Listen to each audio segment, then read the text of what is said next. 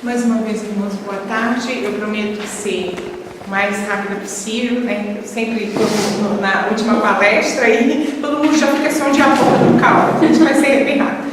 Queria apresentar dois livros que são, assim, funcionaram um pouco como base, né, para aquilo que nós vamos estar falando. E tendo as irmãs a oportunidade de adquirir, não perca, tá? Essa oportunidade é o Evangelho para os Filhos da Aliança, do Dr. Joel Bick, Sibeli já citou ele aqui. Há uma palestra da irmã Simone Quaresma, está disponível no YouTube, essa palestra que é especificamente sobre esse livro, é excelente, tá? Então, esse livro, ele aborda muito sobre a questão do ensino bíblico, do culto familiar, e inclusive do conteúdo a ser ministrado.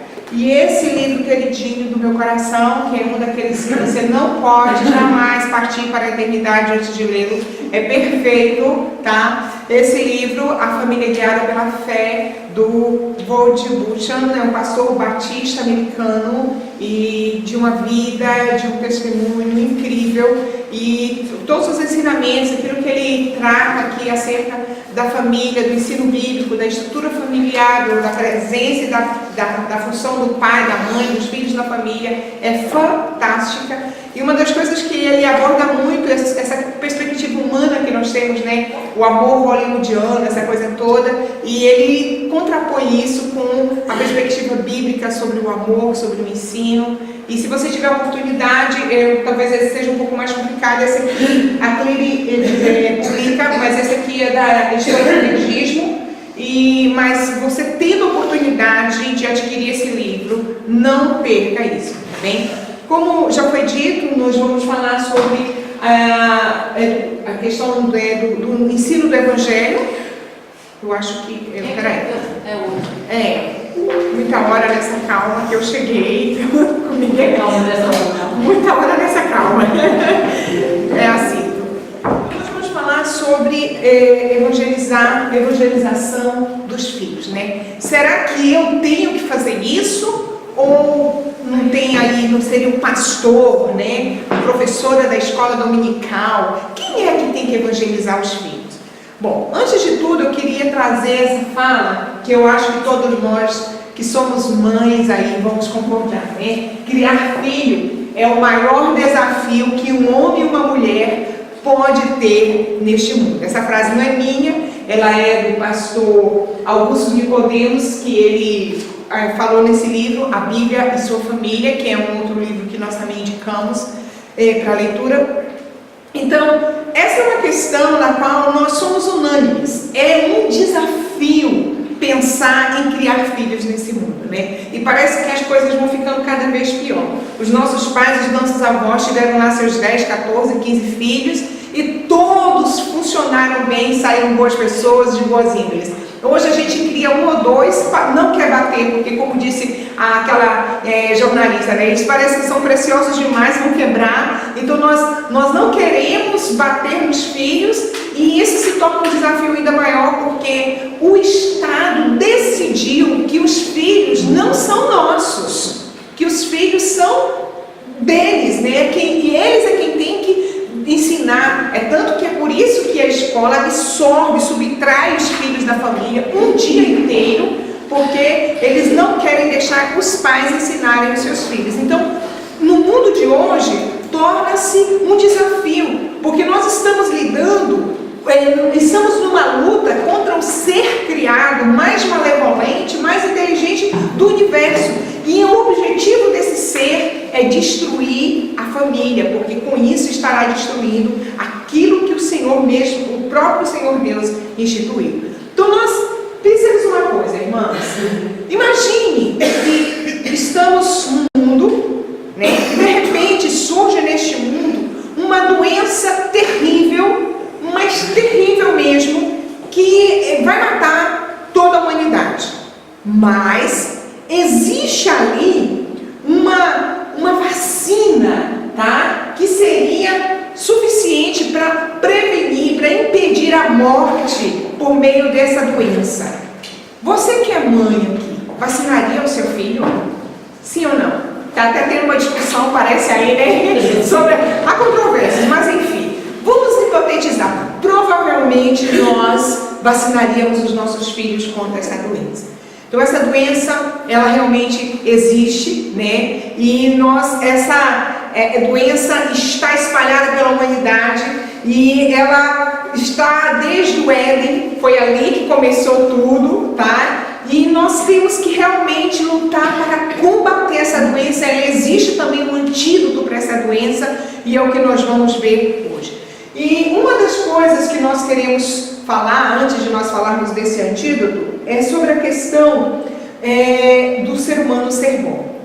Eu acho que se nós fôssemos aqui fazer uma reunião de mães para falar dos feitos dos nossos filhos, né? Todos nós íamos dizer, ai, meu filho é tão inteligente, ai, a minha filha, olha, as minhas duas filhas fizeram bolos, tá, gente? Que vocês comeram ali, foram as A gente, né, gosta dessa coisa de, tá, a minha filha é muito educada, meu filho é muito isso, porque os nossos filhos são sempre os melhores. E o que nós entendemos também, a Lóia ainda não é mãe, mas quando ela tiver, ela vai saber que os nossos filhos são sempre os bons, os maus são os filhos dos outros, né? Então, sempre os filhos dos outros é que vão influenciar mal. Olha, eu não quero que você ande com aquele menino, porque aquele menino não é bom, gente, ele vai te influenciar para o mal. Então, a gente tem essa visão de que os nossos filhos são bons. Fizeram-nos acreditar nisso, viu, irmãs, mas isso é mentira. Os nossos filhos não são bons. Eles não são bons, sabe por quê? Porque eles nasceram pecadores, e nós vamos ver. Mas isso aí não fomos nós quem criamos simplesmente. Isso é muito antigo. Isso é desde o surgimento da filosofia, foi se aprimorando, tá? E houve um camarada, tá? Que mais ou menos nesse período, entre 1600 e 1700, ele criou uma ideia. Ele foi considerado o pai do liberalismo, John Locke, e ele disse o seguinte, que o homem é uma tábua rasa. Vocês já ouviram a irmã Maria Helena falar sobre isso. O homem nasce um ser neutro. Ele nem é bom e nem é ruim. Você coloca o ser humano na sociedade e a sociedade vai influenciar esse ser humano para ele ser bom, para ele ser ruim. O que é isso? Mentira. Não acredite nisso, tá bem? Olha, para piorar a coisa, veio um outro chamado Jacques Rousseau. Ele, mais ou menos um século depois, ele aprofundou esse pensamento filosófico e disse o seguinte: não, o homem nasce bom. Ele já não é mais só uma tábua rasa, agora ele é um ser humano bom e ele simplesmente é a sociedade que o corrompe, é a sociedade que torna ele mal, mas ele é bom. E é esse pensamento que tem, na verdade, perdurado na mente da maioria dos pais. Os nossos filhos são sempre os melhores, os ruins são os filhos dos outros que influenciam mal os nossos filhos. Bem, o que a Bíblia nos diz sobre isso? Veja lá. Vamos ler juntos, que é para todo mundo acordar. Eu vou pôr nos versículos aí, nós vamos repetindo junto, tá bem? Vamos lá? Porque todos pecaram e destituídos estão da glória de Deus. Romanos 3:23, tá? Que é para a gente lembrar, vamos lá. Desviam-se os ímpios desde a sua concepção, nascem e já se desencaminham, proferindo mentiras. Salmo 58:3. Como está escrito, não há justo nenhum sequer. Romanos 3:10. Eu nasci em iniquidade e em pecado concebeu-me minha mãe. Salmo 51:5. Isso é o que a Bíblia diz acerca dos nossos filhos. Como já disse alguém, sabe aquela coisinha mais gostosinha que nasce com aquelas bochechinhas rosadas que você tem vontade de apertar? Não se iluda. Não se iluda que aquilo ali é um pecadorzinho. Como eu costumo dizer, às vezes eu quero me livrar da culpa, né? Vou brigar com as minhas filhas de sua filha de Eva. Não, é filha de Valdicélia. Porque o maior problema dos nossos filhos é que eles são nossos filhos. O maior problema é que eles nasceram com a marquinha do pecado que está ali desde Adão. E para combater esse problema do pecado no homem, na natureza humana, só existe uma solução, um antídoto, um remédio. O que é? o Evangelho, tá? Então, eis aí uma razão por que devemos ensinar o Evangelho aos nossos filhos. Nós temos que ensinar boas maneiras, nós temos que ensinar os nossos filhos a serem educados, nós temos que ensinar os nossos filhos a pedir desculpa, mas nós temos que ensinar o Evangelho. E o Evangelho, ele é sim uma boa notícia. Mas eu costumo dizer que antes do Evangelho ser uma boa notícia, ele é uma má notícia. Tá? Porque Paulo, o apóstolo Paulo disse isso, porque eu não me vergonho do Evangelho, porque o Evangelho é o poder de Deus para a salvação de todo aquele que crê. Mas o Evangelho, antes dele ser o poder de Deus que me salva, ele me diz que eu sou pecadora. E se eu não tenho primeiro consciência de que eu sou uma miserável pecadora e que eu vou para o inferno por causa do meu pecado, eu nunca poderei me salvar por meio do Evangelho. Porque o primeiro Evangelho me sensibiliza, me conscientiza, mostra a minha desgraça, me desnuda de mim mesma, para que eu possa ser assim então coberta com a graça que está em Cristo Jesus. Então o Evangelho, ele é essa boa notícia de salvação, que Jesus Cristo veio ao mundo para salvar o seu povo, a sua igreja, aquele por quem ele morreu naquela cruz. Em distinção, contrariando com o verdadeiro Evangelho, tá? Existe um falso Evangelho que ensina que a salvação ela pode ser realizada por meio das obras, ela pode ser alcançada pelo bom comportamento, se eu for bonzinho. O falso Evangelho incute na mente das pessoas a ideia de que a justificação ela pode decorrer diante de Deus por meio dos méritos. E isso, minhas amadas irmãs, é o falso Evangelho. O verdadeiro Evangelho mostra que eu sou miserável, pecadora e que eu preciso da salvação que está em Cristo Jesus. E a Bíblia é muito forte, muito categórica em relação a isso. E diz assim: ainda que mesmo um de nós, ou um anjo do céu, foi o que o apóstolo Paulo disse, vos anuncie um outro Evangelho que não seja esse que está sendo anunciado, que seja considerado maldito.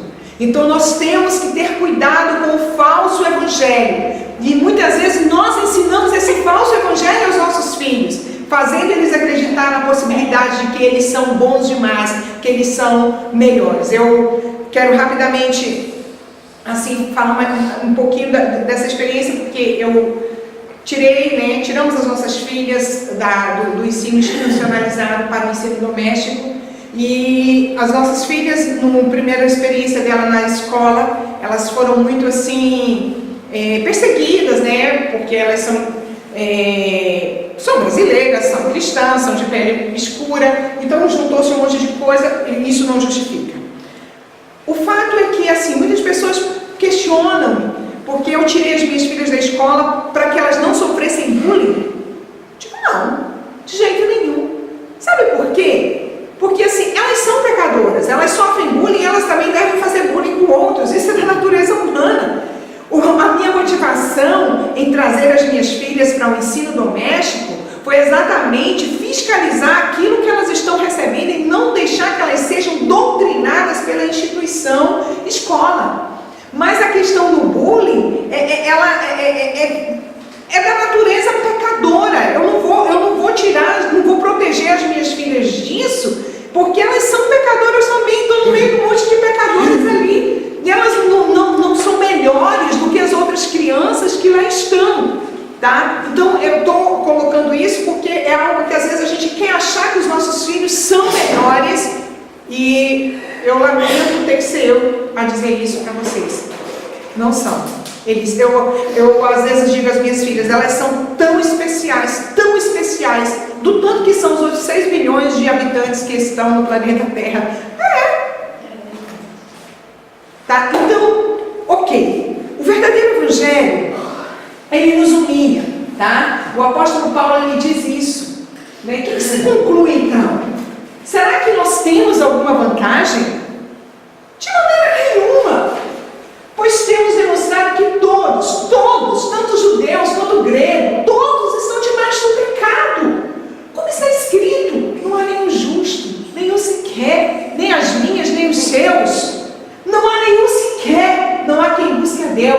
não há quem faça o bem, todos se extraviaram pelos seus próprios caminhos e a uma se fizeram inúteis. Então, o verdadeiro Evangelho nos humilha, ele nos coloca numa condição de desgraça mesmo, mas aponta-nos para a salvação pelos méritos do Senhor Jesus Cristo. A Bíblia diz isso e é maravilhoso lembrar que pela graça sois salvos mediante a fé. Isso não vem de vós, é um dom de Deus. Isso não vem de nós, não vem das nossas obras, não vem da nossa habilidade, da nossa capacidade.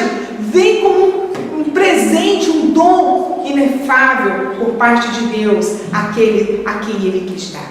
Então, esse é o verdadeiro Evangelho. A história de um pai que, como muitos outros pais, ele tinha lá, as suas dificuldades como pai, mas esse pai tinha uma preocupação especial.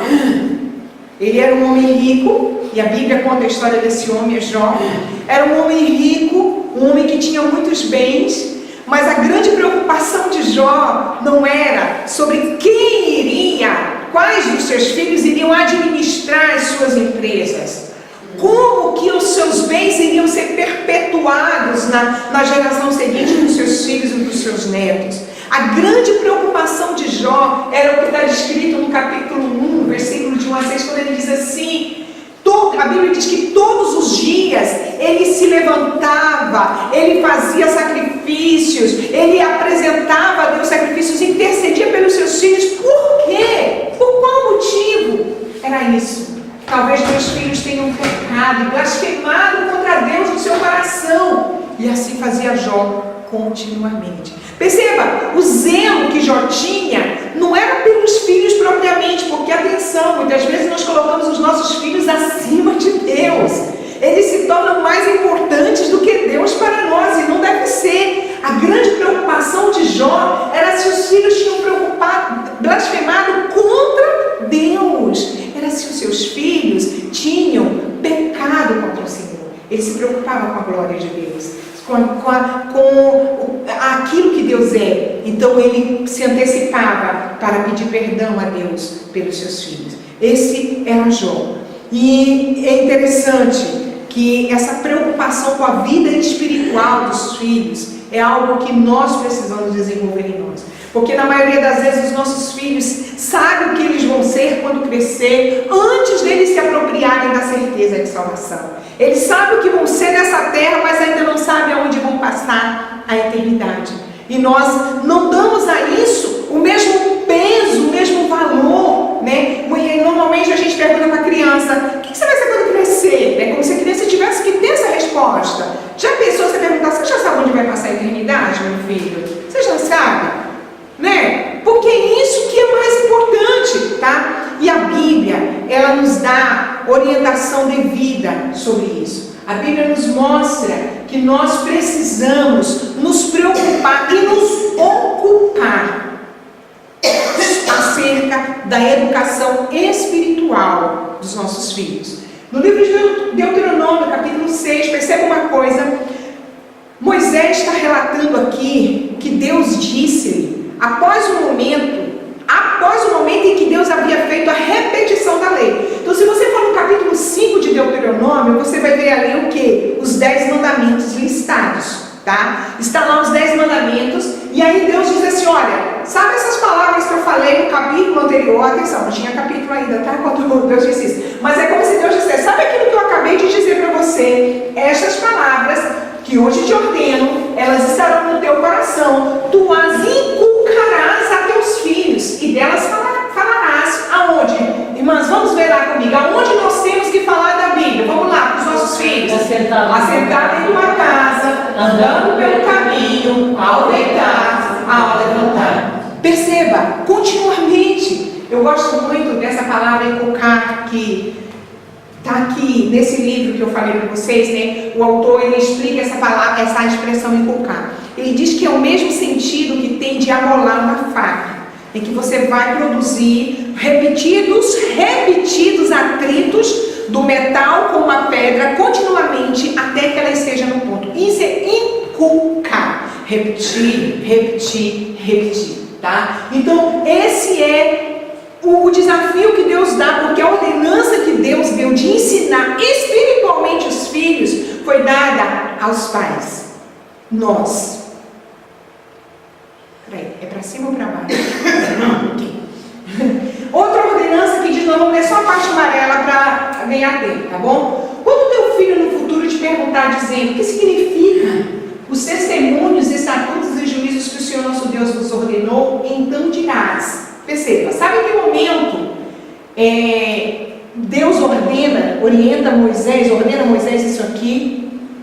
Na instituição da Páscoa, tá? Os filhos estariam presentes no culto, porque a Páscoa era uma ordenança que era praticada no culto público, na lei de Moisés, e ali no culto eles iriam então celebrar a Páscoa, a criança ia assistir aquilo, ia ver todos os anos, repetidamente, eles comendo ali a Páscoa, e aí em um dado momento o filho ia perguntar: pai, o que significa esse cordeiro morto, cozido dessa maneira, esse pão sem fermento, essas ervas, o que significa isso? E aí então é que eles iam dizer: nós éramos escravos de Faraó, nós estávamos no Egito, e lá, nessa circunstância, a mão do Senhor nos livrou poderosamente. Perceba que a criança, ela vai repetir, vai assistir, vai acompanhar todo esse processo para que a lei do Senhor esteja dentro dele. Eu ainda quero ler mais um versículo, Salmo 78, que diz assim: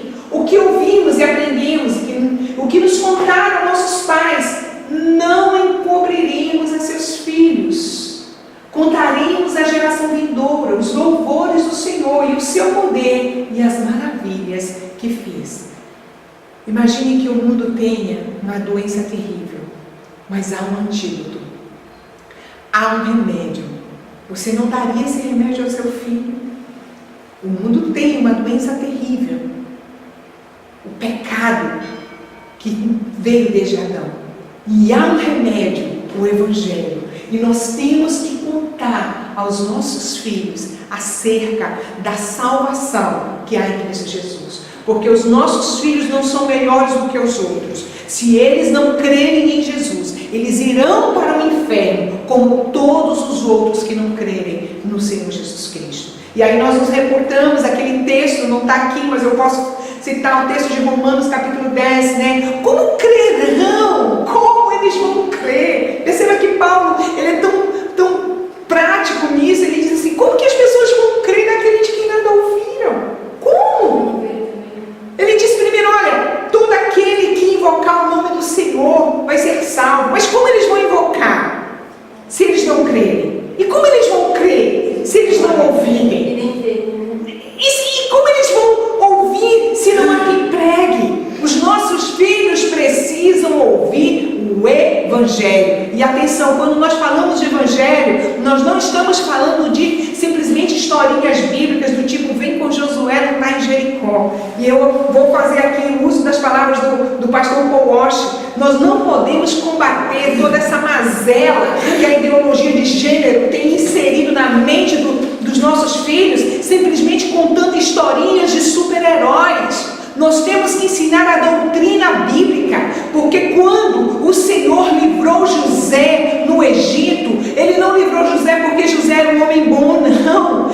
José era um pecador. Deus não livrou José porque José era um homem que tinha foco, projeto, objetividade na vida, não. O que nós vemos na história de José, e isso que nós temos que contar para os nossos filhos, é a providência de Deus, de um Deus soberano, que age, que governa a história de uma maneira poderosa.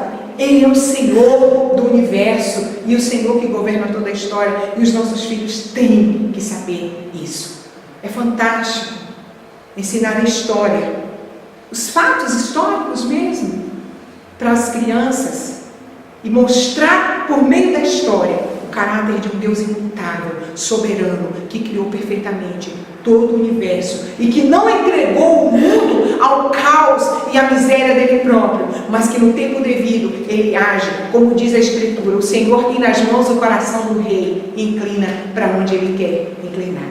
Então, só voltando, o que nós devemos ensinar aos nossos filhos? E eu quero fazer menção das palavras de um puritano, né, Jonathan Edwards, que ele escreveu uma carta ao seu filho de 10 anos. O seu filho tinha ido fazer uma viagem missionária, acompanhando um missionário, e ele então decidiu escrever uma carta ao filho e disse essas palavras: não dê descanso a si mesmo, até que haja uma boa evidência de que você é convertido e nascido de novo.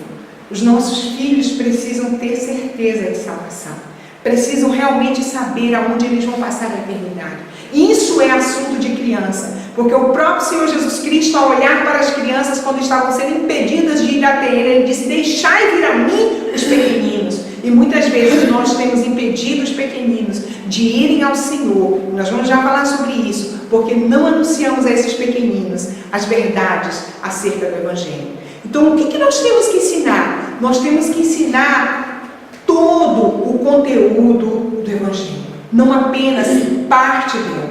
Como eu já falei antigamente, os nossos filhos não poderão se defender dos falsos ensinos se eles não conhecerem a verdadeira doutrina da palavra de Deus. Sabe que mulher é especialista em marca, né? Se eu apresentasse aqui uma bolsa Louis Vuitton para vocês, né? Eu sei que muitas aqui iam dizer: Val, tu com essa cara, uma bolsa Louis Vuitton, amiga, não combina. Né? Mas assim, vocês rapidamente identificassem se aquela bolsa era verdadeira ou falsa. Por quê?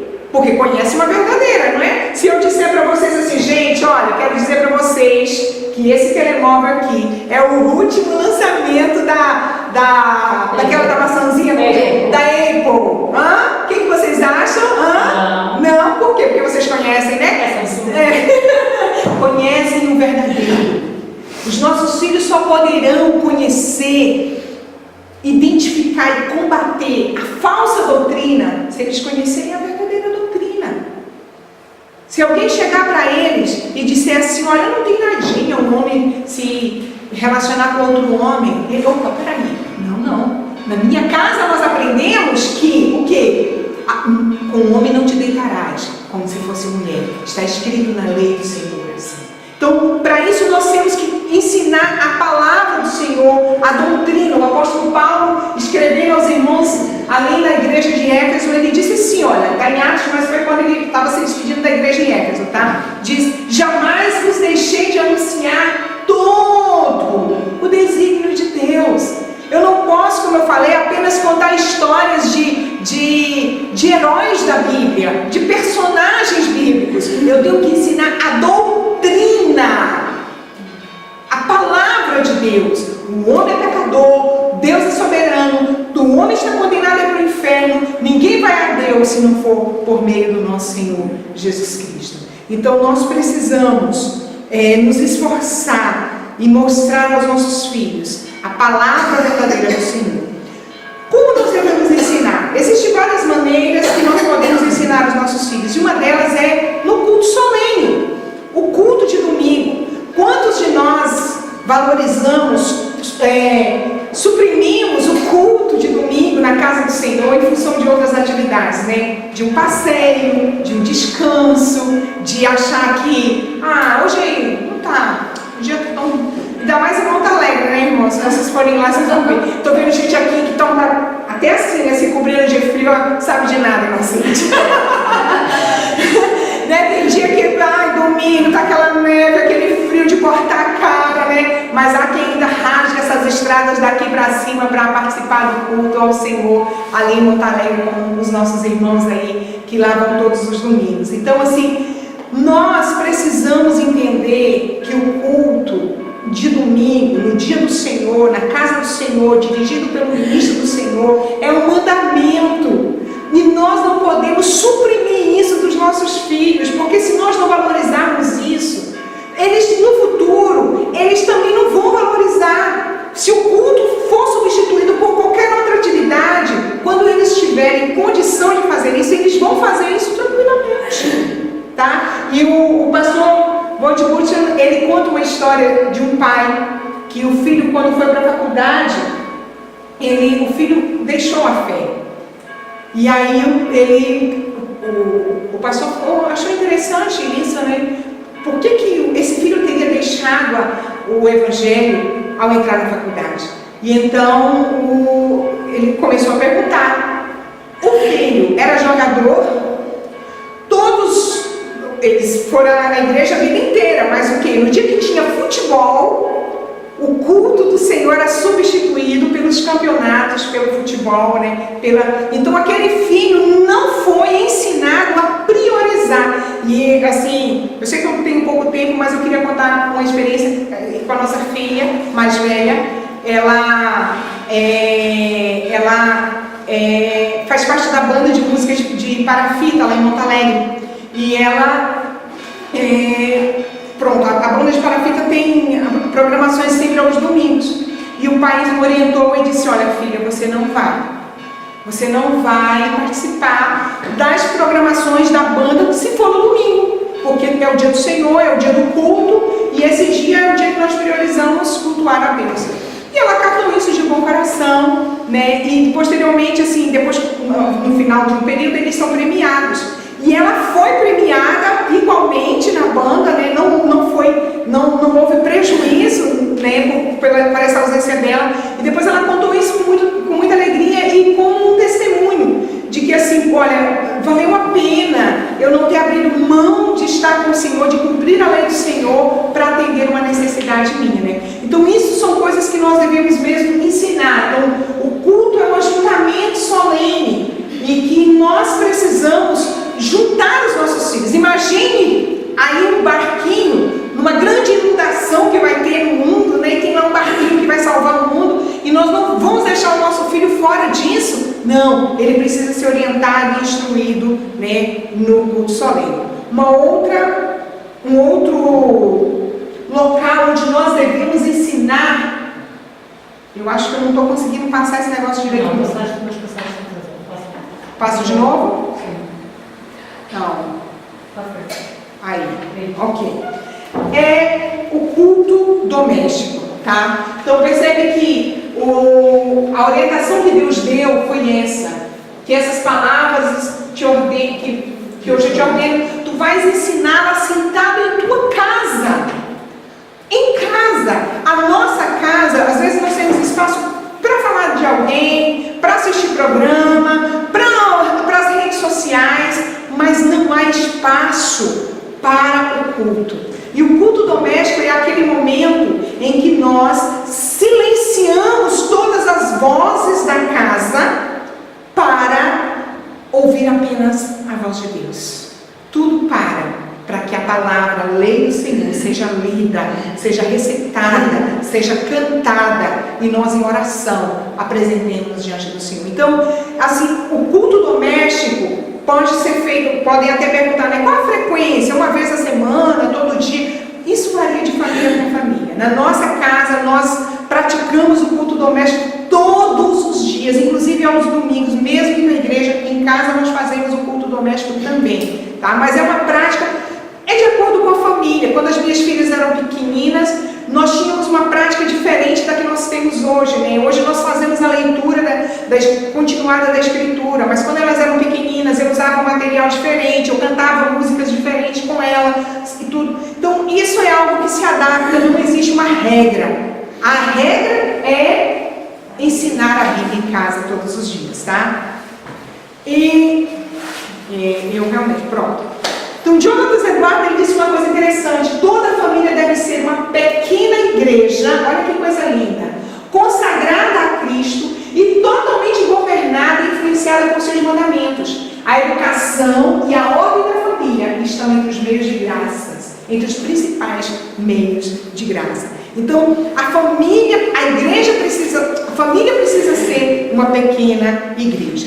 E uma outra coisa é o ensino do catecismo, tá? Catecismo é uma palavra de origem grega, depois ela foi convertida para o latim, que significa instruir a viva voz. Ela se encontra em diversos textos do Novo Testamento, sempre está associada ao ensino da doutrina, tá? E ao contrário de que muitos pensam, catecismo não é algo próprio da Igreja Católica Apostólica Romana, tá? Desde os primeiros pais da Igreja, no primeiro século, esse método é um método de ensino já estava sendo utilizado, tá? E normalmente o catecismo ele sistematiza os ensinos das doutrinas bíblicas, ele dá ênfase ao ensino dos 10 mandamentos, a oração dominical e o ensino sobre o dia do Senhor, os sacramentos, coisas desse tipo. Então, assim, é muito importante o ensino do catecismo às crianças. Não pense que eles não são capazes disso não, tá, gente? Que eles são capazes de manusear cada coisa que a gente fica impressionado, né? Tem hora que eu me vejo permeada com alguma coisa da tecnologia, eu chamo uma das minhas filhas para me ajudar, elas sabem mais do que eu. Vocês sabem disso, então eles são capazes de gerenciar um catecismo, sim. Tenho aqui alguns exemplos de alguns catecismos, tá? E as igrejas de fé reformada adotam o catecismo de Heidelberg e de Westminster, mas existem outras confissões também. Existe um que foi publicado pela editora Fiel, que é o Catecismo Nova Cidade, também ele é mais simplificado, mas pronto, é igualmente bem. Então é muito simples, porque o catecismo ele sistematiza a doutrina bíblica. Por exemplo, no Brando Catecismo de Westminster, que é direcionado ao público infantil, a pergunta de número 14 está assim: o que é pecado? Olha que coisa interessante. O que é pecado? Pecado é qualquer falta de conformidade com a lei de Deus ou qualquer transgressão da lei de Deus. Não é simples? Está aí um embasamento bíblico e isso é uma maneira da criança ser doutrinada, dela receber a doutrina da palavra do Senhor, tá? Então, é importante. Até João Calvino ele disse o seguinte: a igreja nunca será preservada sem a catequese, porque é a doutrina. E se você,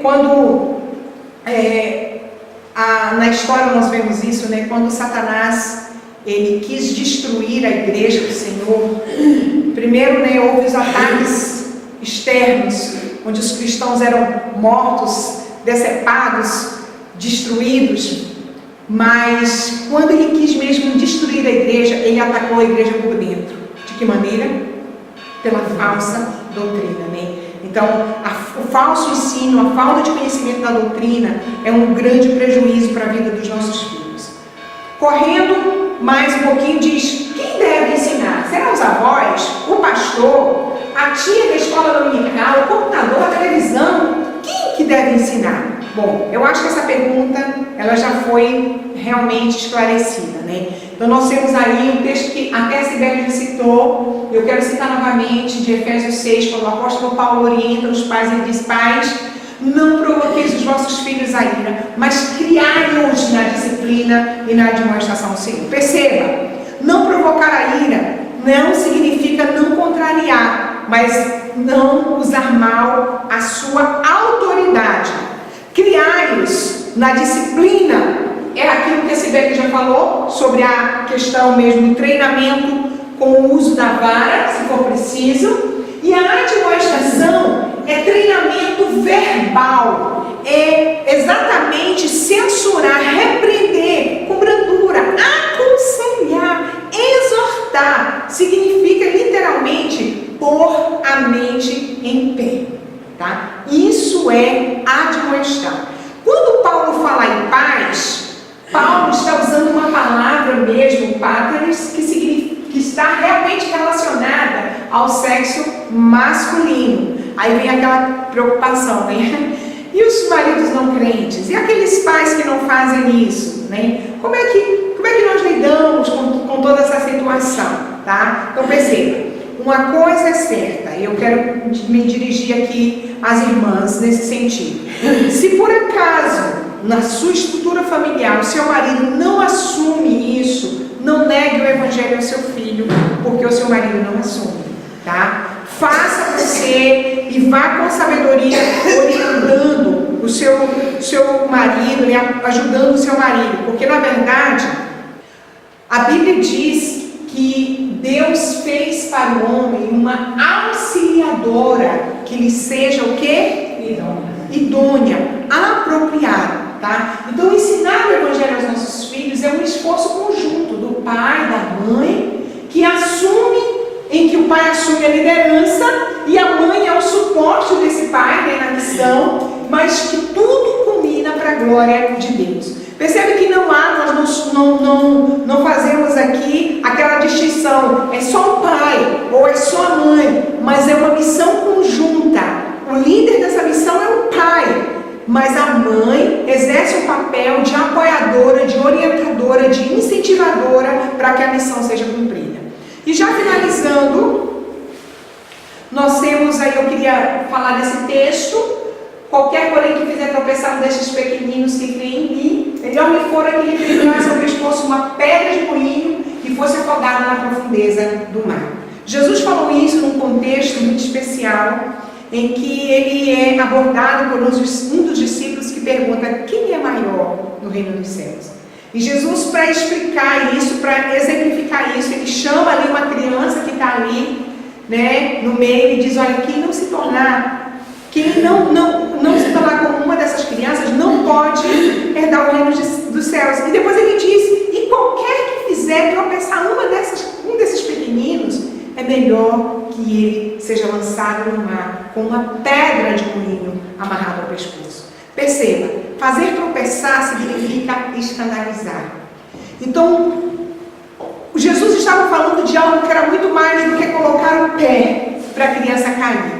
Fazer tropeçar é armar uma cilada, pôr um laço, uma armadilha, pôr uma pedra, impedir alguém de passar. O que Jesus queria dizer apontando para esse contexto de ensino? Ele estava falando literalmente sobre a negação do Evangelho. Quando nós deixamos de ensinar a Bíblia aos nossos filhos, nós estamos sim pondo uma pedra no caminho. Nós estamos fazendo os nossos filhos tropeçar. E a Bíblia é enfática nesse sentido, porque a Bíblia diz que há um juízo determinado para aqueles que negam o Evangelho aos seus filhos. Tá? Então, quando fazemos os nossos filhos tropeçar? Quando deixamos de ler a Bíblia com eles. A leitura sequenciada da Escritura. Há pessoas que dizem: mas na Bíblia a linguagem sexual, a linguagem que é inapropriada. Olha, quero dizer a vocês que a linguagem sexual inapropriada está na escola, desde a mais tenra idade. É melhor que os nossos filhos aprendam da maneira correta como está expostos na Escritura. Nós fazemos os nossos filhos tropeçar quando nós privamos os nossos filhos do culto solene, de estar na igreja cultuando ao Senhor, quando nós arranjamos desculpas para nós mesmos e impedimos eles de cultuarem a Deus. Nós negamos o Evangelho aos nossos filhos quando nós somos maus exemplos práticos da Bíblia, né? Quando nós mentimos, quando nós deixamos de reconhecer os nossos erros, quando nós deixamos de pedir perdão até mesmo aos nossos filhos. Nós estamos também escandalizando os nossos filhos, estamos negando o Evangelho aos nossos filhos. Nós fazemos os nossos filhos tropeçar quando nós deixamos de discipliná-lo e de admoestá-los da maneira bíblica, sem ira, sem ódio, sem animosidade, mas de uma maneira devidamente orientada e pautada na Escritura Sagrada. Qual deve ser a nossa atitude como pai? Sei que todo mundo já se alegrou. Conclusão, oh maravilha. Qual a nossa atitude como pais? Pedir perdão a Deus pelo nosso exagero, pela nossa omissão. Às vezes nós batemos demais, às vezes batemos de menos. Às vezes disciplinamos demais, às vezes disciplinamos de menos. Alguém pode até dizer assim: mas os meus filhos já estão grandes. Mas ainda há tempo de pedir perdão a Deus e ainda há tempo de pedir perdão a eles por aquilo que deixamos de fazer ou pelo que fizemos errado. Devemos orar pelos nossos filhos. E eu gosto muito de citar aqui a Susana Wesley, que teve só 19 filhos. 19 filhos. E ela reservava todos os dias uma hora em que ela parava tudo e se posicionava sozinha no seu quarto para orar pelos seus filhos. Imagina, 19 meninos ali, querendo comer, querendo trocar fralda, querendo isso, e todos quietinhos, né? E havia disciplina naquela casa, e ela, com muita graça de Deus, intercedia pelos filhos. O resultado desse tempo que essa mãe gastava em oração foi que os seus filhos foram devidamente projetados para a glória de Deus, e a história está aí para nos contar acerca disso, tá? Devemos crer na palavra do Senhor. A Sibeli já colocou isso muito bem. O fato de eu ensinar a Bíblia para os meus filhos não é a garantia lacrada de que eles vão para o céu, tá? Porque a salvação vem do Senhor. É Deus quem salva. Mas o fato de eu ensinar o Evangelho aos meus filhos significa, primeiro, que eu estou obedecendo aquilo que Deus me mandou fazer. E também que eu creio que o Evangelho é o poder de Deus para a salvação daquele que crê. Então, confiado nisso, eu preciso me apropriar e crer e ser diligente no ensino do Evangelho. E devo ensinar o Evangelho aos meus filhos. E, mais uma vez, eu quero repetir a frase da minha irmã, né? Não depende de mim, a salvação é do Senhor. Mas eu preciso trabalhar todos os dias, como se a salvação deles dependesse de mim, fosse minha responsabilidade. Quem salva é o Senhor, mas a minha missão é ensinar o Evangelho. E assim, como flechas nas mãos dos guerreiros, os nossos filhos serão bem apontados. Dificilmente um guerreiro vai apontar uma flecha e o alvo não será acertado, né? E que Deus nos ajude na missão, como mães, para que os nossos filhos sejam projetados. E perceba, o projeto para o qual devemos apontar os nossos filhos não é a melhor faculdade, não é a mais rentável profissão, não. O maior projeto que nós podemos fazer para os nossos filhos é que eles vivam para a glória de Deus. Pois do que vale o homem ganhar o mundo inteiro e perder a sua alma? Que Deus nos ajude. Vamos orar ao Senhor. Ó Deus, nós pedimos perdão ao Senhor primeiramente, Pai. Como mãe, eu peço perdão ao Senhor por tantas vezes que eu tenho falhado, que eu tenho errado. E juntamente com as minhas irmãs aqui, eu peço ao Senhor que tenha misericórdia de nós. Ajuda-nos, ó Deus. Ajuda-nos a projetar os nossos filhos para a glória do Senhor. O alvo é Cristo. A glória é tua. Tu és o Senhor. Vivemos num mundo em que nós temos que arregaçar as nossas mangas e brigar com braços fortes mesmo contra todas as hostes diabólicas que tem tentado arrancar os nossos filhos de nós, que tem tentado nos impedir de ensinar os nossos filhos a viverem, a serem para a tua glória. Pedimos que o Senhor tenha misericórdia das nossas vidas, ó Pai. Ajude-nos, ó Deus, nessa missão. Orienta-nos, ó Deus. Clamamos a Ti. Dá-nos a graça, a sabedoria, a diligência, ó Deus, a perseverança, a disciplina diária, cada dia, para todos os dias ensinar o Evangelho aos nossos filhos, em nome de Jesus. Oramos assim e te pedimos, ó Deus, por graça e misericórdia, em nome do Rei Jesus Cristo. Amém. Não sei se alguém tem alguma pergunta, alguma coisa que gostaria de colocar. Eu queria só finalizar com a nossa irmã Sibeli.